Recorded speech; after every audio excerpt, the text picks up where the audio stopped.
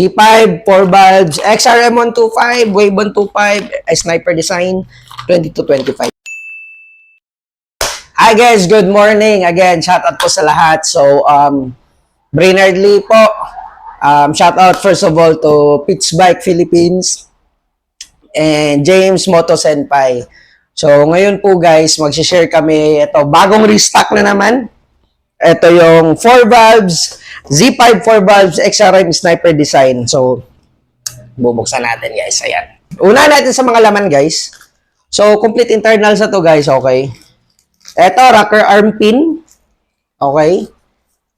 Ito, camshaft. So, camshaft niya guys is sniper design na din. So, ito, advantage to guys. Kasi pag nag-upgrade kayo, pwede na ng sniper cams gamitin nyo. Valve spring, sniper na din. Okay. And, ayan, nuts. Meron siyang mga nuts sa bolts. Head cover or tappet cover sa ibabaw. Ayan. Tsaka ito guys, pinaganda. Instead of blue, ginawang pula. So, pula na siya guys. Ito naman, timing gear cover. And of course, meron tayong rocker arms, 4 valves. So, yung rocker arm natin guys, sniper na din. So, hindi na siya mahirap pag may kailangan tayong palitan in case. So, eto, rocker arm, may kasama ng tappet, tappet lock. Ayan, set na to guys. And of course, hindi siya kompleto. Ito yung maganda kasi pang carb type na yun. Nangyayari kasi sa unang design sa Z5, pang FI. So, nahihirapan sila maghanap ng manifold na pang carb. So, ito guys, pang carb na talaga. Okay?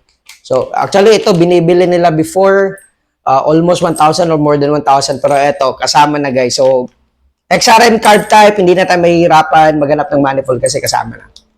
Alright? So, ito, mga kailangan niya na bolts, shims, valve blocks, and valve seal. Ayan, set. Hindi pala shim, sorry. Retainer. Retainer pala, retainer. So, ayan guys. And, ito, another bolts. And of course, cam gear. Kasamang cam gear. So guys, adjustable cam gear din to guys. Na-adjust yan. Adjustable cam gear. And of course, yung head itself. Ayan guys, ang dumating sa atin ngayon guys is 2225.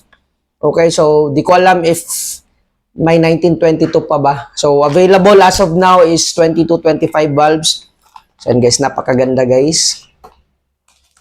4 valves. So yung lagay ng bolt guys, na-adjust din. Okay.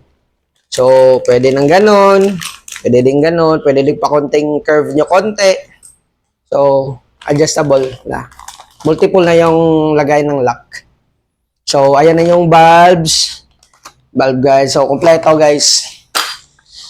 Plug and play po ito sa XRM 125.